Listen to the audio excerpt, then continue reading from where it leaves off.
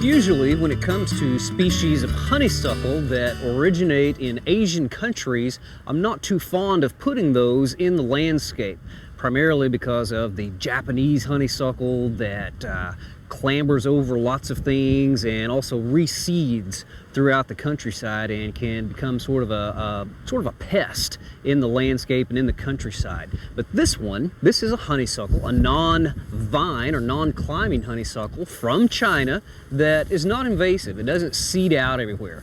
This is fragrant honeysuckle or winter honeysuckle, and its botanical name even sort of hints at the attributes that the plant has. This is Loricera fragrantissima, and the flowers, when they bloom here in late winter, early spring, they're white with little yellow stamens, and they smell absolutely delicious, sort of an orange or citrus type fragrance on the winter or fragrant honeysuckle. But you can see that the flowers come on here before the leaves do, and the plants grow to be about 6 to 10 feet tall, and they sort of arch over once they get large. The bark on the old trunks sort of exfoliate, so it gives you a little bit of a feature there in the landscape.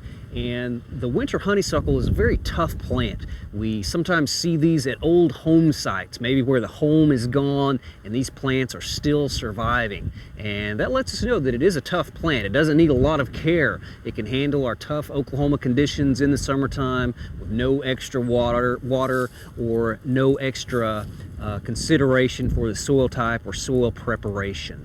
But a Zone 5 plant, again, native to China, not invasive, flowers late winter, early spring, and deliciously fragrant in the garden. Fragrant or winter honeysuckle.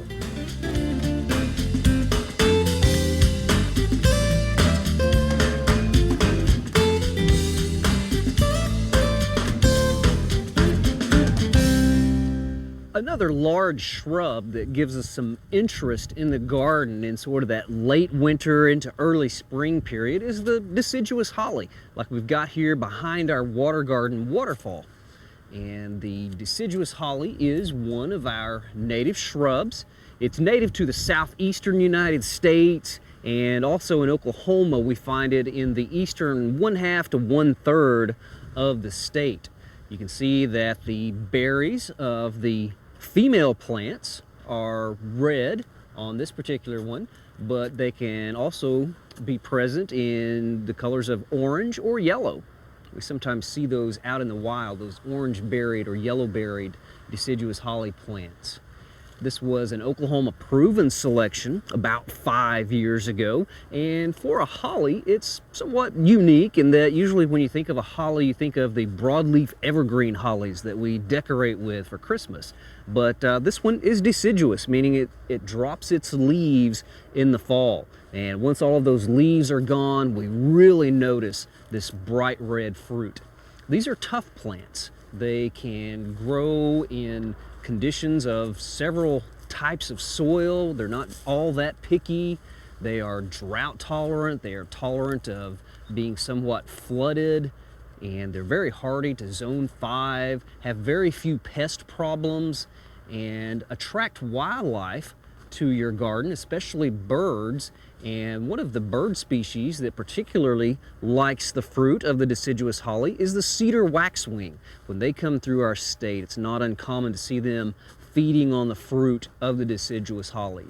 Well, this plant is a particular cultivar called Warren's Red, and it was selected by the late Preston Warren of Oklahoma City, and he selected it from a plant in Will Rogers Park there in Oklahoma City. It was a seedling from some of the fruit they collected from a plant there. But it is a very nice cultivar, large fruit, lots of it, and very bright red. The Warren's Red deciduous holly gives us a great display of color here in this time of the year, late winter into early spring.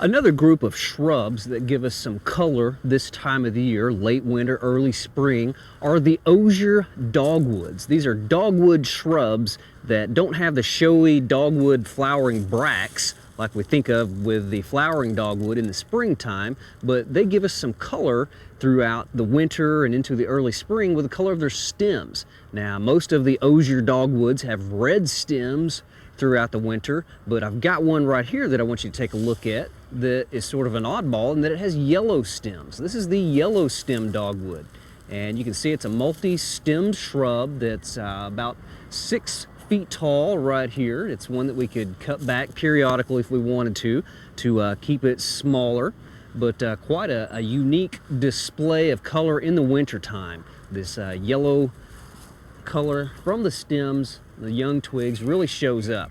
If we had this up against an evergreen background, you could really see those red twigs. Now, the biggest problem with this plant is that it suffers from a stem canker. This is sort of an injury that is caused by a pathogen on the stems, and you can see right down here that we've kind of got some stems that have completely died back due to that problem. But we like this plant so much that we still want to include it in the garden. Well, I'm going to take the loppers here and go in and cut out those affected stems, and we're going to set these aside, and we'll come back and we'll gather these up. We'll break them up smaller, bundle them up, and put them in some trash bags for the dumpster. We don't want to leave those on the ground. We don't want to put those in the compost pile or shred them up to use as mulch or anything like that. We want to limit that canker disease as much as possible. Now, right up here, you can see there is sort of a fresh canker where some of the disease is just kind of getting started. You see that really dark spot right there? Just really looks bad, and that can eventually spread and kill a good portion of this stem. So I'm just going to take my hand pruners and just cut that out. And again, we'll cut all of these out, bundle them up, and put them in the trash. We have in our garden another variety of osier dogwood. It is the red stem, the traditional spreading dogwood like this. This one that we have is called Kelseyii. It's very dwarf, only gets to be about 2 feet tall. Well, right back here, I've got some stems of another species of dogwood that I collected on the road by my house. This is the roughleaf dogwood, just one of our native species of non-showy flowering dogwood that gives us a little bit of red color in the wintertime. So you might look for these shrubs with colorful stems in the late winter, early spring garden for a spot of color.